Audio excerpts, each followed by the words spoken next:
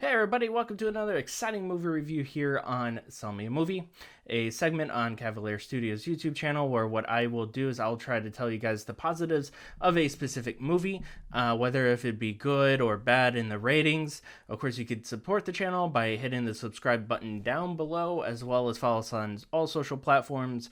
The link for the merchandise is also below too, so go ahead and check that out because all funds are not only very grateful, but it does help this channel grow and etc. etc. So without further ado, let's go ahead and discuss Madam Web. Hello there, and good evening, ladies and gentlemen, and children. So with this specific movie, I will share my own opinions. I will not go exactly what critics have said, though I do understand that this has been getting obviously bombed by critics as well as the box office too. I mean, in a way it was semi-successful, but not all that successful. Of course, they are stacking it up between which one's worse, this or Sony's Morbius. In my personal opinion, of course, I'll just go in a little bit of detail and show you why I feel the way I feel about it. But first off, this film was directed by S.J. Clarkson. She is the director of the film. She has also directed such things like Jessica Jones on Netflix, as well as either a few episodes or the whole thing of Defenders. Obviously, Jessica Jones was amazing. It was a great storytelling all on its own with great cinematography as well. In addition to that, David Tennant was great as the Purple Man, so kudos to him. Probably one of my favorite Marvel MCU villains as well. Of course, this film honestly has a pretty good stack of actors as well. Of course, you have Dakota Johnson, Sydney Sweeney, then you have Mike Epps, Adam Scott, Emma Roberts. So, I mean, those alone do pretty well as far as well-known names. You do have, of course, Celeste O'Connor in here, as well as Isabella Merced, I believe, is how you pronounce that last name. So, overall, though, it had a pretty well-stacked cast, and not gonna lie, I was pretty excited when I first heard about this film. In addition to knowing that there was a Spider-Man in this film too, a Spider-Man that I'm not quite or don't really know of until I looked him up, Ezekiel Sims. Now, like I said in the very beginning, this movie has been getting rotten on Rotten Tomatoes, as well as it's been getting smashed as far as critics go. And personally, I wanted to take my own personal opinion to this and kind of explain why I feel the way I feel. And in all honesty, when I watched this film, it reminded me very much of Warner Brothers' Catwoman movie. In all honesty, the S.J. Clarkson, it very much feels like a TV show, kind of like Jessica Jones. The animation or the CGI wasn't all the best. And I'll be honest, I really tried to find something positive about this film, so much so that I wasn't quite too familiar with the characters. Obviously, I have the first appearance of Madam Web, so I know about her, but the other characters, specifically the other Spider-Women as well. So, of course, Julia Cornwell, Maddie Franklin, and Anya Corazon. So I wasn't too familiar with that, but Madam Web, Cassandra Webb, I knew about. Again, have first appearance. And when it came to the film, I really wanted to find something I really liked. So much so that I did the backstory and looked up history as far as the other three Spider-Women. And in all honesty, I couldn't find anything other than the fact that we got a Ben Parker in this film. Of course, Uncle Ben. We kind of see his character play out in a way that we don't usually see him in the comics, because obviously he always ends up dying in the comics. So it's a different version of him that we haven't seen. I guess that's one positive. The backstory on all the characters is incorrect by far. It is very incorrect as far as the backstories, how they got their powers. And in all honesty, you don't even see any of the Spider-Women use their powers unless if it's in a vision cycle, both in the very beginning of the film and the very end of the film. That's it. They don't even get their superpowers in this film, which is very disappointing. On top of that, their outfits, I understand the route that they were going for, and I guess I'll give credit to where credit's due, to the fact that they wanted to make it very comic book accurate, but they did it so much so to the point where it's not the quality that we know of the MCU or Spider-Man films. It is very much TV look, and don't get me wrong, Sydney Sweeney she tried her best.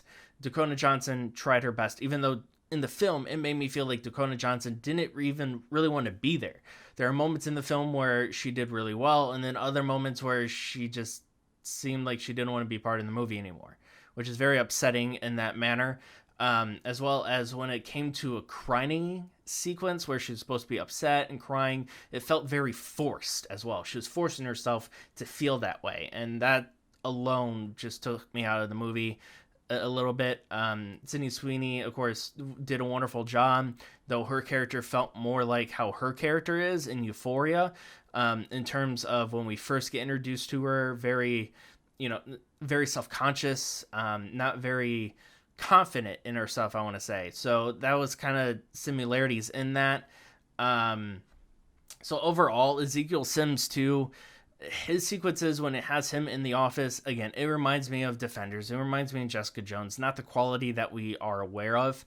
Now, as far as storytelling goes, again, going to the backstories were completely messed up. Cassandra Webb actually, in a way, has Ezekiel Sims' backstory, which I don't understand why they did it that way, but it is what it is.